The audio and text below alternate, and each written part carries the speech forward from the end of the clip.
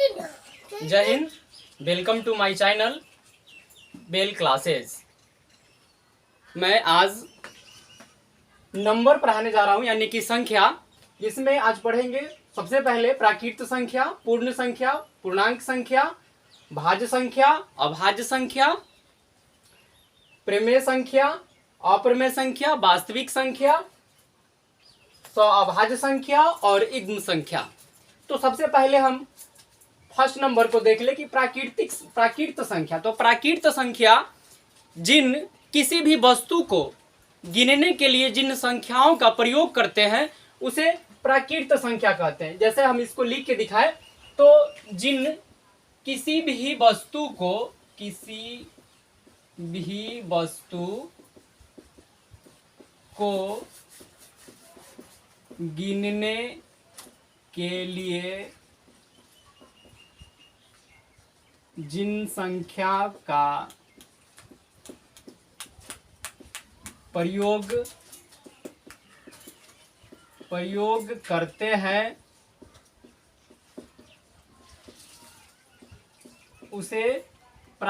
संख्या का प्रयोग करते हैं उसे प्राकृत संख्या कहते हैं। जैसे अब देखेंगे कि किसी भी वस्तु को गिनने के लिए जिन संख्या का प्रयोग करते हैं उसे प्राकृत संख्या कहते हैं। जैसे में देखेंगे 1, 2, 3, 4, 5 ... इत्यादि।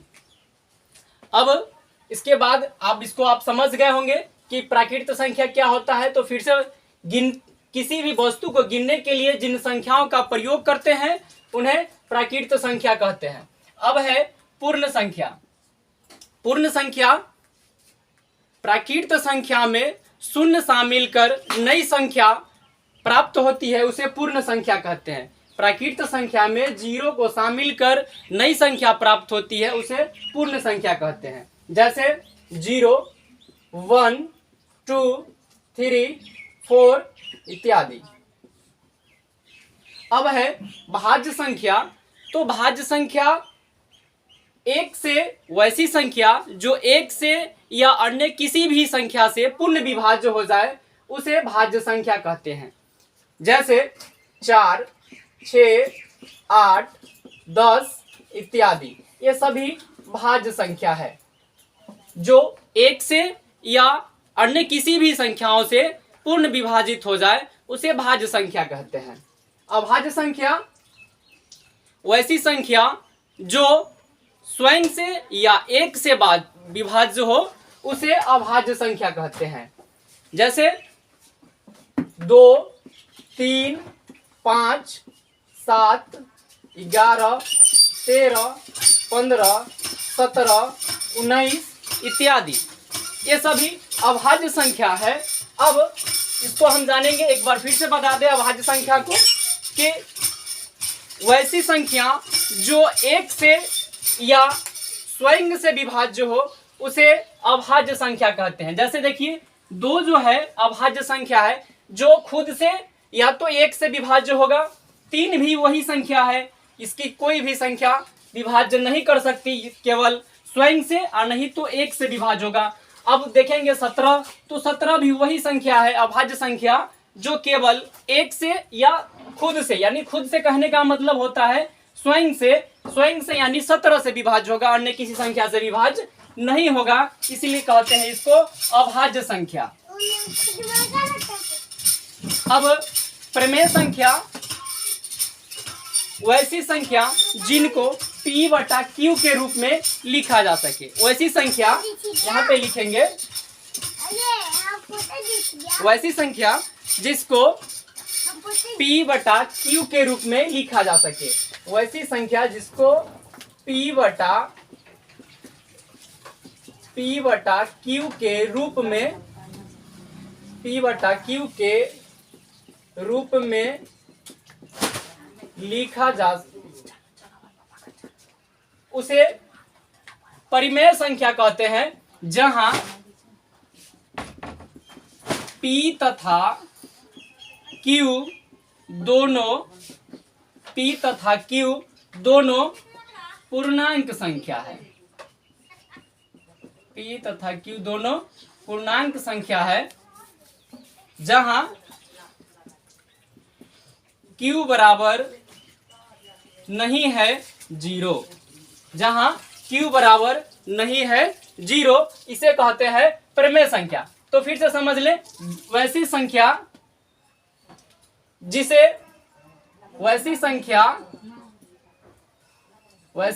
जिसे P बटा Q के रूप में लिखा जाए, जहां P तथा Q दोनों पूर्णांक संख्या है, जहां Q बराबर 0 नहीं है, इसे कहते हैं परिमेय संख्या।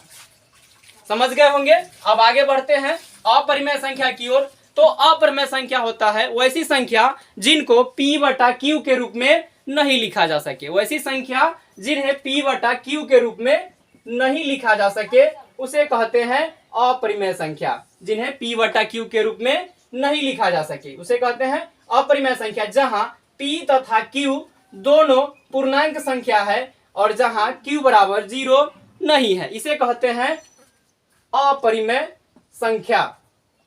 तो गाइस, आपको इतना समझ में आ गया होगा। अब आगे बढ़ेंगे वास्तविक संख्या। तो वास्तविक संख्या वैसी संख्या जो परिमेय संख्या हो या फिर अपरिमेय संख्या, वैसी संख्या जो परिमेय संख्या हो या अपरिमेय संख्या, वैसी संख्या को कहते हैं वास्तविक संख्या। जैसे 1 2 3 4 या -1 -2 -3 -4 इत्यादि, ये सभी वास्तविक संख्या है। अब आगे है सअभाज्य संख्या। सअभाज्य संख्या वैसी संख्या जिनके जोड़े की गुणनखंड सिर्फ 1 हो, वैसी संख्या जिनके जोड़े की गुणनखंड सिर्फ 1 हो। जैसे